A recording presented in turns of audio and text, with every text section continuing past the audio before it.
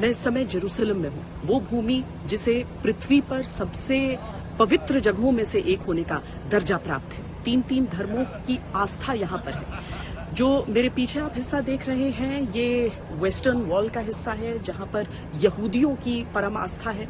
उसके ठीक पीछे अगर आप एक स्वर्ण गुंबद देखेंगे तो वो अल अक्सा मस्जिद है, और इसके साथ ही पीछे वो ईसाई स्थल भी है, वो गिरजाघर भी है जहां पर ईसाइयों की आस्था है। लेकिन 3 धर्मों की आस्था होने वाली पावन भूमि के बावजूद ये पृथ्वी की सबसे विवादित जगह भी है। सबसे अधिक विवाद और संघर्ष इस जगह को लेकर रहा है।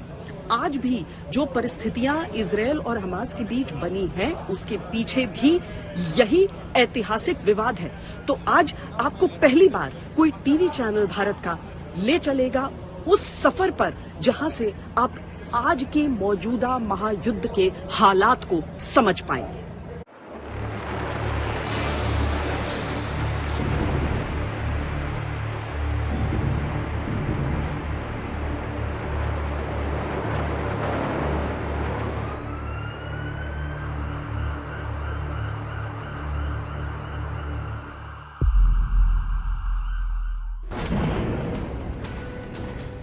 ये जंग सिर्फ देशों की नहीं, ये जंग सिर्फ संगठनों की नहीं, ये जंग सिर्फ सीमाओं का विवाद नहीं, ये जंग है सभ्यताओं की। ये जंग है सदियों से चले आ रहे धर्म युद्धों का एक एक्सटेंशन।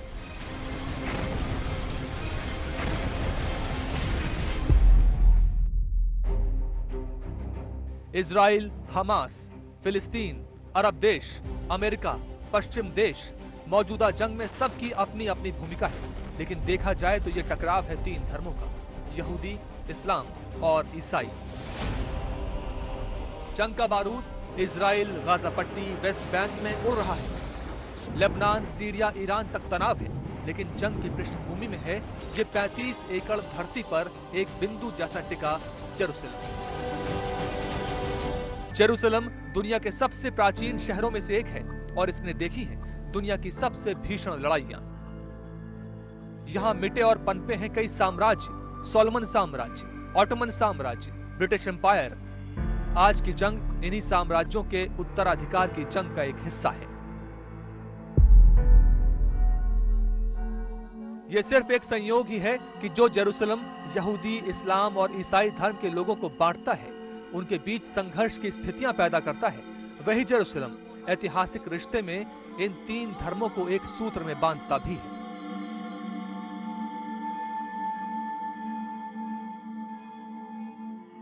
जेरूसलम की गलियों से होकर एक इतिहास निकलता है और वो तीनों धर्मों को एक धर्म में समेट देता है।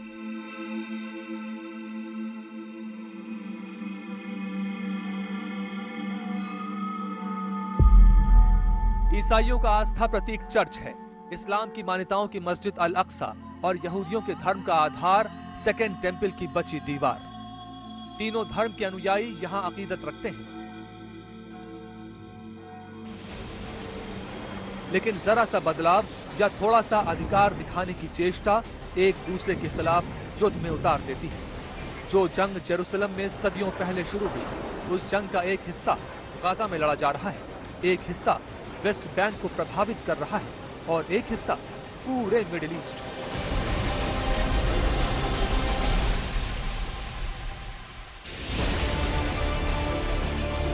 हमास का तर्क है कि यह जंग अल अक्सा के लिए निर्णायक होने तक जारी रहेगी। इजराइल की कसम है कि मिडिल ईस्ट का इतिहास, भूगोल बदल जाने तक वो रुकेगा नहीं। एक तरफ यूरोपीय सभ्यता और दूसरी तरफ इस्लाम के 57 देश इस जंग को देख रहे हैं। चिंगारियां फैल रही हैं, संकेत महायुद्ध के बनते जा रहे हैं। यहूदियों को यह विश्वास है कि ये जो पश्चिमी दीवार है वो उनके सबसे प्राचीन मंदिर का हिस्सा है उनके सबसे प्राचीन टेम्पल का हिस्सा है। बेबीलोन सभ्यता के समय पहली बार इसे डिस्ट्रॉय किया गया था। उसके बाद जब दूसरी बार इसका पुनर्निर्माण हुआ तो फिर ये नष्ट किया गया। और मेरे ठीक पीछे जो दीवार आप देख रहे हैं, उससे लगकर जितने भी यहूदी हैं वो अपनी प्रार्थना करते हैं, क्योंकि उनके हिसाब से सबसे प्राचीन जो उनके पास निशान मौजूद है वो यही है।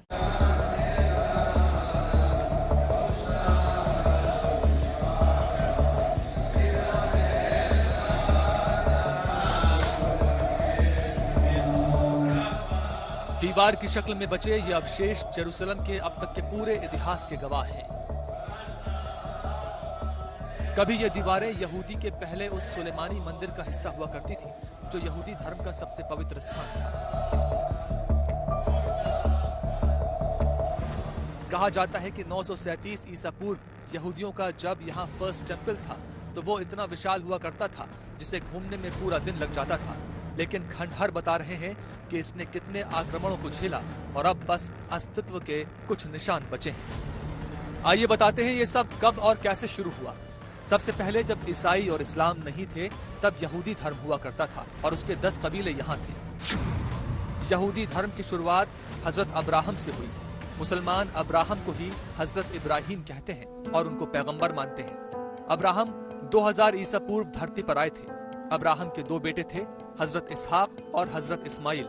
हजरत इसहाक के बेटे थे याकूब। याकूब का ही एक नाम था इजराइल, जिनके नाम पर आज इजराइल देश बनाया गया है। याकूब ने यहूदियों की 12 जातियों को मिलाकर एक संगठित राज्य बनाया और नाम रखा था इजराइल। याकूब के एक बेटे का नाम था यहूदा। इन्हीं के नाम पर इनके वंशज यहूदी कहलाए। दूसरी तरफ हजरत इस्माइल के आने वाले वंशजों में पैगंबर हजरत मोहम्मद का जन्म हुआ। पैगंबर हजरत मोहम्मद को मानने वाले मुसलमान कहलाए और इस्लाम धर्म शुरू हुआ। पैगंबर मोहम्मद साहब अंतिम पैगंबर माने गए। यहूदी धर्म में हजरत मूसा का जन्म हुआ, जो मिस्र में जन्मे, लेकिन बाद में हजरत याकूब के बसाए इजराइल में लौट आए और ईश्वर के सुनाए 10 सिद्धांत दिए। ये सिद्धांत ही आज यहूदी धर्म के प्रमुख सिद्धांत हैं। इसी में आगे चलकर सुलेमान हुए, जिन्होंने वो मंदिर बनाया जिसके अवशेष दीवार के रूप में मौजूद हैं। यहूदी धर्म में ही आगे चलकर ईसा मसीह का जन्म हुआ, जिनके मानने वाले ईसाई कहलाए। दिलचस्प ये है कि मुसलमान हजरत मूसा और ईसा मसीह को भी पैगंबर मानते हैं। समय बीता और यहूदियों के किंग दाऊद और सुलेमान के बाद यहाँ बेबीलोनियों का कब्जा रहा। रोमन साम्राज्य आया जिसने यहूदियों का मंदिर तोड़ दिया। आज जो दीवार है उसे वेलिंग वॉल यानी विलाप करने की दीवार कहा जाता है। इसके बाद यहाँ ईरानियों का कब्जा रहा और धीरे धीरे इस्लाम की सत्ता आ गई। यहूदियों को यहाँ से खदेड़ा जाने लगा। 3 धर्म यहूदी, इस्लाम और ईसाइयों की भावनाएं जेरूसलम से जुड़ी थीं। क्योंकि यहूदियों का साम्राज्य था, तब उनके धर्म का आधार ही यहाँ से जुड़ा था। उनके प्रार्थना स्थल मंदिर की दीवार आज भी है। उसी परिसर में है अल अक्सा मस्जिद, जहाँ पैगंबर मोहम्मद साहब आए थे और उनसे पहले आए पैगंबरों को नमाज पढ़ाई थी। साथ ही पास ही में है डोम ऑफ द रॉक। यहाँ से ही मोहम्मद साहब जन्नत के सफर पर गए थे। इस लिहाज से ये इस्लाम के लिए भी पवित्र भूमि है। यहीं पर है church of the Holi sculpture. यहाँ ईसा मसीह को दफनाया गया था। इस्लामिक सत्ता के अधिकार से जेरूसलम को आजाद करने के लिए और ईसा मसीह के समाधि स्थल वाले स्थान को कब्जे पर लेकर ईसाई धर्म ने इस्लामिक सत्ता से 1095 से 1291 के बीच 7 धर्म युद्ध लड़े, जिन्हें क्रूसेड यानी सलीबी जंग कहा गया। इस्लामिक सत्ता के लोग दमिश्क में इकट्ठा हुए और अपनी लड़ाई को जिहाद नाम दिया। ये अरबी शब्द था और इसका अर्थ संघर्ष हुआ करता था, इस्लाम के लिए संघर्ष नहीं। फिलिस्तीन उस वक्त इस्लामिक साम्राज्य का हिस्सा था, जिसे ऑटोमन साम्राज्य कहा जाता था। बाद में ब्रिटिश एम्पायर ने ऑटोमन साम्राज्य को हराया और अपने कब्जे में ये पूरा क्षेत्र ले लिया। 1917 में ब्रिटिश साम्राज्य ने एक बालफोर घोषणा की, जिसका उद्देश्य था यहूदियों को होमलैंड लौटाने का वादा, और इसके बाद दुनिया भर में बिखरे यहूदी वापस अपनी मातृभूमि लौटने लगे। धीरे धीरे वो इतनी बड़ी संख्या में लौट आए कि ब्रिटेन ने यूनाइटेड नेशंस को यह मामला सौंप दिया। 1948 में यूनाइटेड नेशंस ने फिलिस्तीनी और यहूदियों के बीच राष्ट्र का बंटवारा कर दिया और हजरत याकूब के समय बनाए गए राष्ट्र के आधार पर ही यहूदियों ने अपने राष्ट्र का नाम दिया इजराइल। आज भी धर्म स्थल पर अपनी अपनी मान्यताओं के आधार पर कब्जे को लेकर वो जंग जारी है। हमास फिलिस्तीन से निकला एक संगठन है और अल अक्सा की लड़ाई लड़ने का वादा कर रहा है। इजराइल अपने यहूदी धर्म की और अमेरिका इस जंग का एक अहम हिस्सा। समय के साथ बस नाम और पहचानें बदली हैं, लेकिन किरदार वही है। एक ही धर्म से निकले 3 अलग अलग मान्यताओं को मानने वाले लोग। जेरूसलम की स्थिति बहुत पेचीदा है। यहाँ पर आप ऊंची ऊंची दीवारें देखेंगे और जैसे मेरे पीछे का हिस्सा आप देखेंगे तो ये हिस्सा हो जाता है ईस्ट जेरूसलम का। हम आपको पूरी तस्वीर समझाते हैं जेरूसलम को लेकर इस समय किसकी सत्ता, कौन सा हिस्सा किसके नियंत्रण में और कहां पर सबसे अधिक विवाद।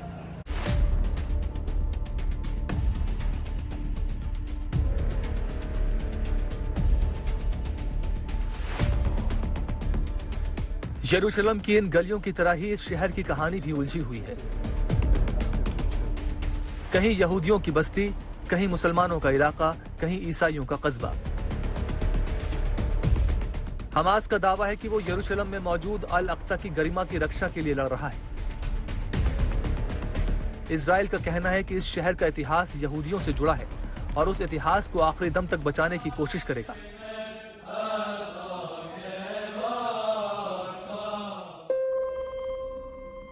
मतभेद और मनभेद के बीच इस शहर में हर तरफ आज सन्नाटा है। दुकानें बंद हैं, गलियों में पहरा है। हजारों की भीड़ हुआ करती थी, लेकिन मुश्किल से सैकड़ों लोग हैं। इस भीड़ में टूरिस्ट कम और पत्रकार और सैनिक ज्यादा हैं। इस शहर को समझने के लिए आपको समझना होगा इस शहर के नक्शे को। आज यरूशलेम अलग अलग धर्मों के लोगों के बीच विभाजन और संघर्ष की वजह से सुर्खियों में है, लेकिन इस शहर का इतिहास इन लोगों को आपस में जोड़ता भी है।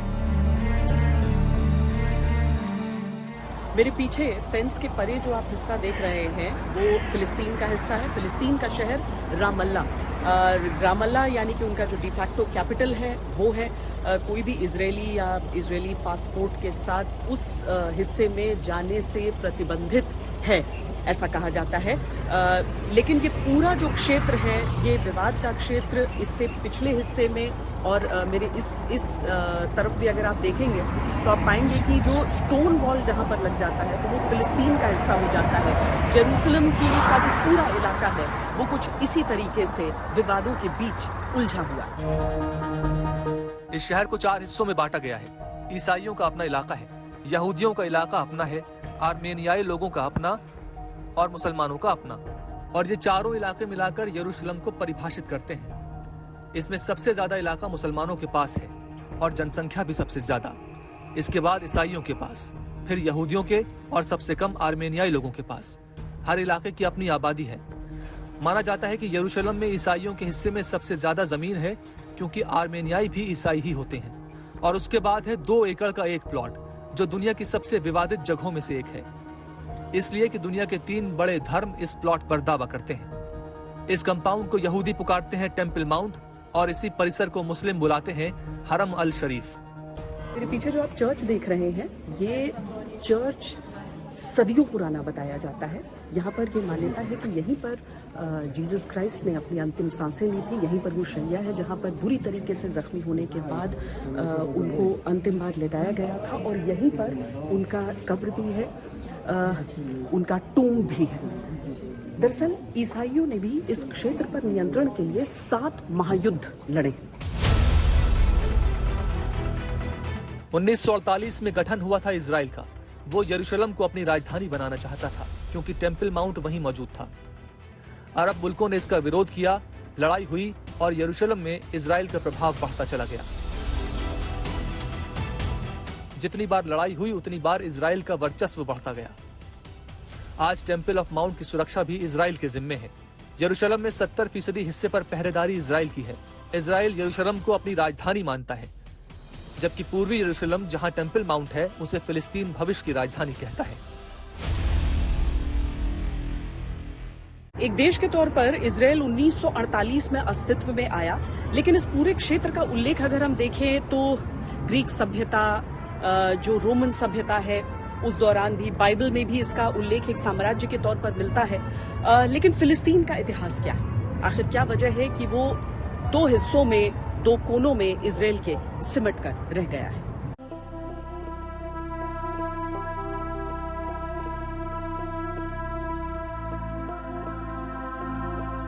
फिलिस्तीन की कहानी शुरू होती है वहां से जब इजराइल नाम का कोई देश था ही नहीं। ऑटोमन यानी उस्मानिया साम्राज्य था जिसके अंदर फिलिस्तीन हुआ करता था। ये अरब लोगों का स्थान था। यहूदी यहां से भगाए जा चुके थे। ब्रिटिश एम्पायर ने जब ऑटोमन साम्राज्य को हराया तब यहूदियों को वापस लौटने का आह्वान किया गया और यहूदी वापस आने लगे। यहूदियों की संख्या बढ़ी तो यूनाइटेड नेशंस के जरिए बंटवारा हो गया। बंटवारे के समय फिलिस्तीन को 48% जमीन दी गई, इजराइल को 44% जमीन दी गई। जेरूसलम यूएनओ के पास रह गया।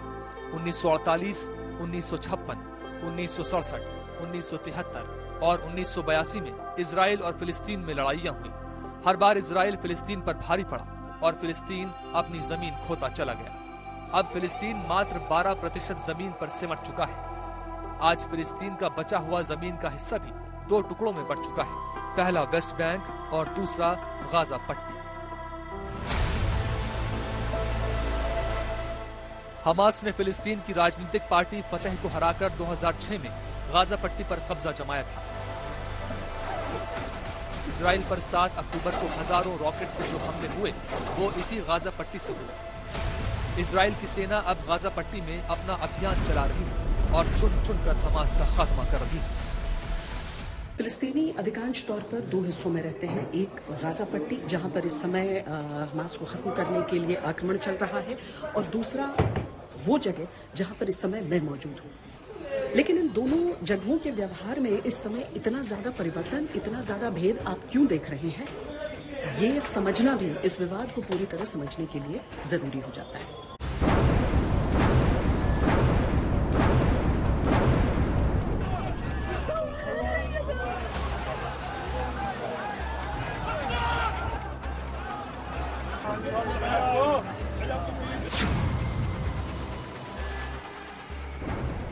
इजराइल और फिलिस्तीन के बीच जो जंग चल रही है वो दरअसल ऐतिहासिक रूप से अस्तित्व की लड़ाई है। जिस जमीन के लिए लड़ाई हो रही है उस पर अलग अलग समय में यहूदी, ईसाई और इस्लाम का नियंत्रण रहा है।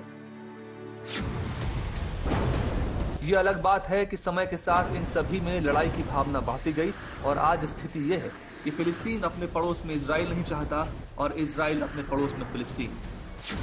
लेकिन लड़ाई का जो माहौल गाजा में है वो वेस्ट बैंक में क्यों नहीं है? जिस तरह से हमास आक्रमण कर रहा है उस तरह से पीएलओ क्यों नहीं कर रहा? गाजा से रॉकेट दागे जा रहे हैं लेकिन वेस्ट बैंक से क्यों नहीं? दरअसल फिलिस्तीन का कुल क्षेत्रफल 6020 वर्ग किलोमीटर है। गाजा पट्टी और वेस्ट बैंक ऐसे क्षेत्र हैं जो ब्रिटिश मैंडेट पैलेस्टीन का हिस्सा रहे, लेकिन 1967 में 6 डे वॉर जीतने के बाद ये इजराइल के कब्जे में आ गए।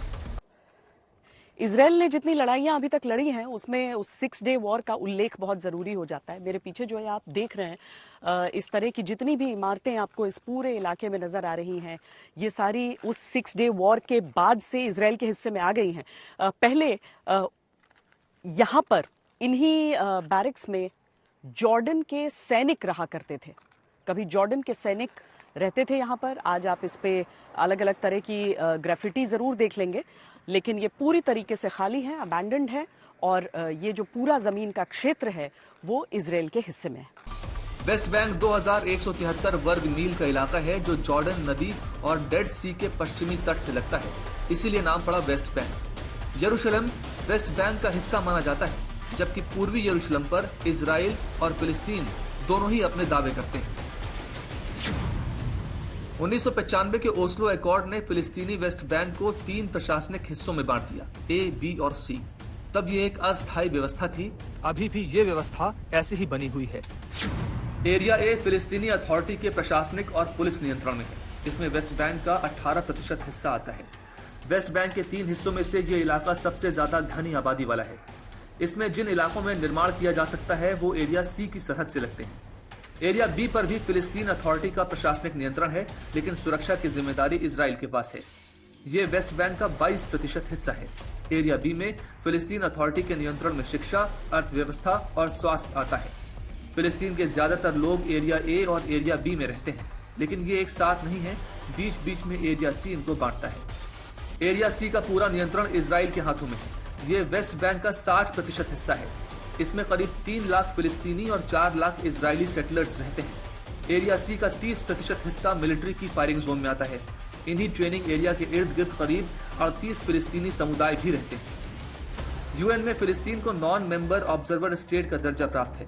फिलिस्तीन को वोटिंग का अधिकार नहीं है, लेकिन जनरल असेंबली की डिबेट में हिस्सा ले सकता है। फिलिस्तीन लिबरेशन ऑर्गेनाइजेशन यानी पीएलओ को अंतर्राष्ट्रीय समुदाय आधिकारिक प्रतिनिधि मानता है। पीएलओ को फतह पार्टी लीड करती है और वेस्ट बैंक के इलाकों में इसका कंट्रोल है। फिलिस्तीन के राष्ट्रपति महमूद अब्बास हैं, लेकिन महमूद अब्बास के पास मिलिट्री पावर नहीं है। वेस्ट बैंक की सुरक्षा इजराइल के ही भरोसे है और यहाँ हमास की तरह कोई बड़ा आतंकी संगठन नहीं। हमास के कुछ विंग जरूर हैं और वही रॉकेट दाग रहे हैं। गाजा पट्टी और वेस्ट बैंक के बीच की दूरी 93.2 किलोमीटर है। इजराइल भूमध्य सागर और मिस्र की सीमाओं से घिरा हुआ है गाजा का इलाका। गाजा इजराइल के दक्षिण पश्चिम हिस्से में मौजूद है। 365 वर्ग किलोमीटर का इलाका मिस्र से भी लगता है। गाजा सिटी गाजा की राजधानी है और 23 लाख आबादी रहती है गाजा में। यहाँ पर हमास का कब्जा है। 2007 में हमास ने गाजा पट्टी पर कंट्रोल पा लिया और इसी इलाके से उसने 7 अक्टूबर को इजराइल पर हमला किया था। युद्ध की तैयारी 2021 से करनी शुरू की थी और 2021 में इस ट्रेड कॉरिडोर की कोई बातचीत भी नहीं थी और इजराइल की इंटीग्रेशन की भी कोई बातचीत नहीं थी। हमास ने ये हमला किया क्योंकि 65 से 70 साल तक से लगातार एट्रोसिटीज कमिट कर रहा था इजराइल अगेंस्ट द पैलेस्टीनियंस। दूसरा, नेतन्याहू ने 7 लाख लोगों को सेटल किया है पैलेस्टीनियन लैंड के अंदर, ईस्ट जेरूसलम के अंदर, वेस्ट बैंक के अंदर। तीसरा, जो मुस्लिम का थर्ड सबसे इम्पोर्टेंट साइट है अलास्का मॉस्क, उसके ऊपर पूरा कब्जा कर लिया और दबदबा बना लिया है। चौथा, जो रॉक डोम है, गोल्डन डोम है रॉक के ऊपर, जो 1500 साल पुराना है और कहा जाता है कि उसी के माध्यम से, उस रॉक के माध्यम से प्रॉफिट मोहम्मद भगवान के पास ऊपर हेवन में गए। उस टेम्पल को और उस रॉक गोल्डन डोम को बर्बाद करके वहाँ एक जूइश टेम्पल बनाना चाहते हैं। ये मुख्य वजह है इस हमले की। फिलिस्तीन अपनी अर्थव्यवस्था के लिए पूरी तरीके से इजराइल पर निर्भर रहता है। यही कारण है कि कितनी भी लड़ाई हो जाती है, लेकिन उसके बावजूद काम करते हुए फिलिस्तीनियों को आप देखेंगे जो कि इजराइल की सीमा के भीतर दाखिल होते हैं। इन सारी चीज़ों के बीच, इन दोनों देशों के बीच की जो कड़ियाँ हैं जो एक दूसरे को जोड़ती हैं, हम जरा उनसे भी आपका परिचय कराते हैं।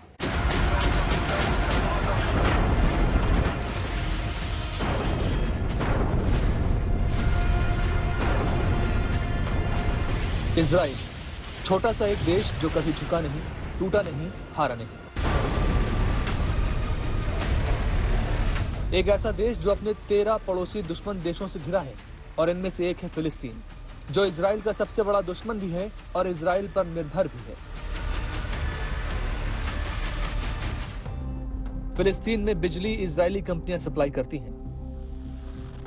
फिलिस्तीन के घरों में पानी इजरायली सरकार पहुंचाती है। वेस्ट बैंक में कई अस्पतालों का मेंटेनेंस इजराइल के भरोसे है।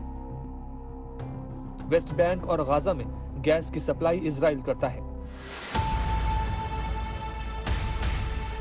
सिर्फ इतना ही नहीं, बिजली और पानी के अलावा जो बुनियादी सुविधाएं हैं, उसके लिए भी फिलिस्तीन इजराइल पर ही निर्भर है।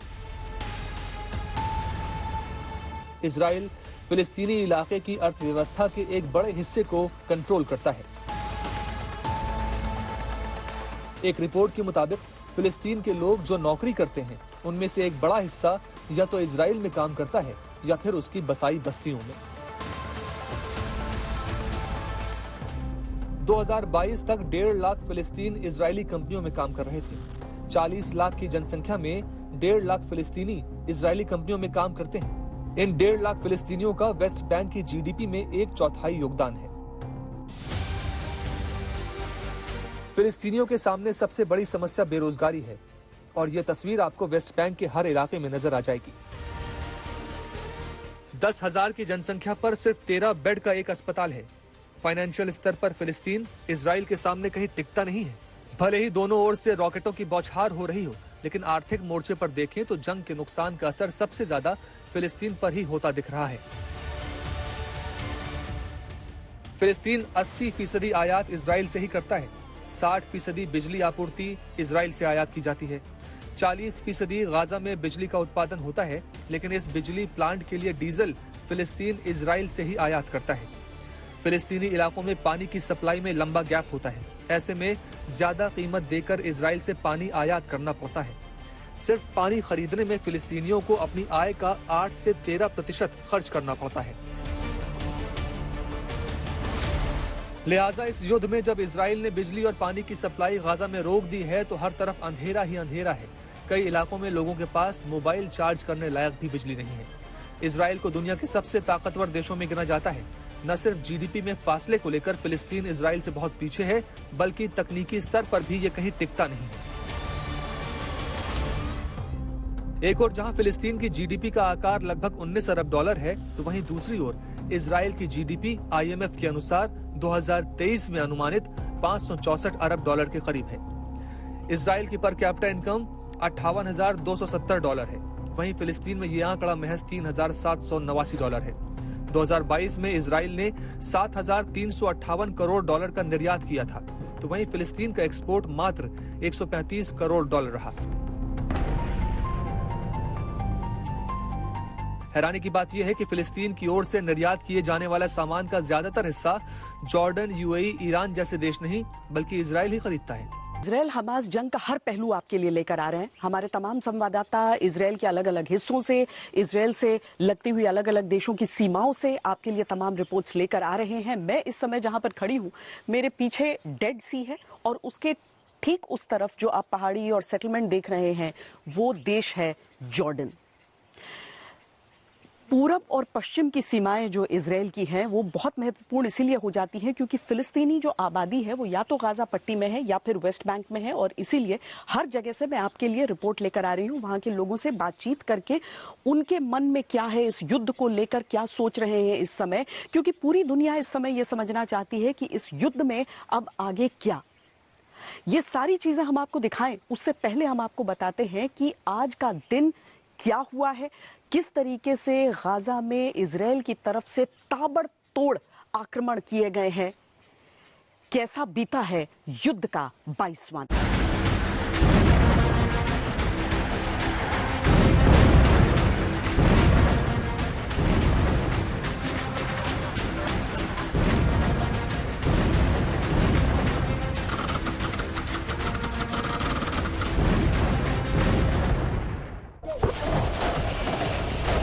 ये इजराइल का इंतकाम है।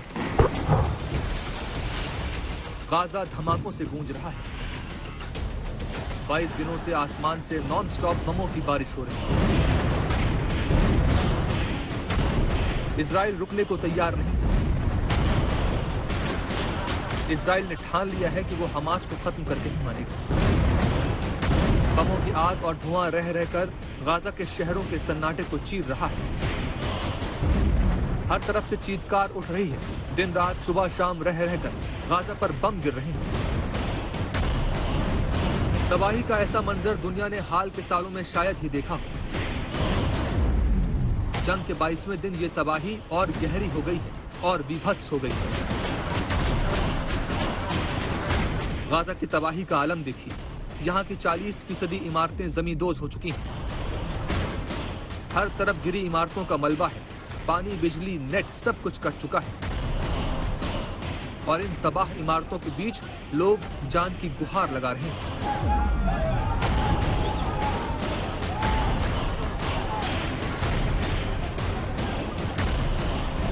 इजराइल थमता हुआ दिख नहीं रहा। हमलों की रोज नई किश्त जारी हो रही है।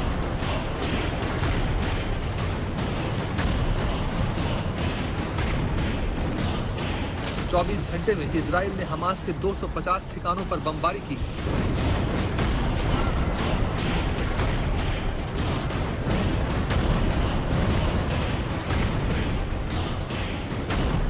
ये वो तस्वीरें हैं जो बता रही हैं कि हमास और इजराइल की जंग किस कदर खतरनाक हो गई है। इजराइल के मरकाबा टैंक लगातार गाजा पट्टी की सीमा में दाखिल हो रहे हैं। फेंसिंग को तोड़कर ये टैंक लगातार गाजा में जा रहे हैं। ये फाइनल अटैक की तैयारी है, सबसे बड़ा हमला जिससे दुनिया सहमी हुई है।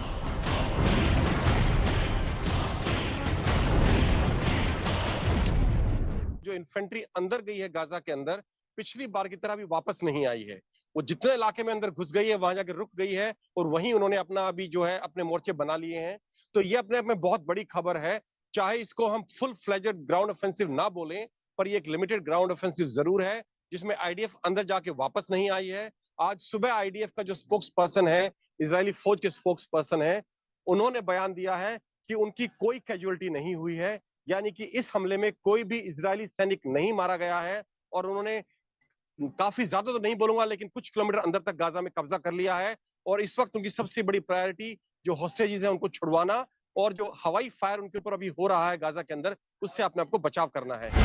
इजराइल के मरकावा टैंक गाजा पट्टी के अंदर पोजीशन ले चुके हैं। 2 शहरों पर इजराइल की सेना ने जमीनी हमले किए।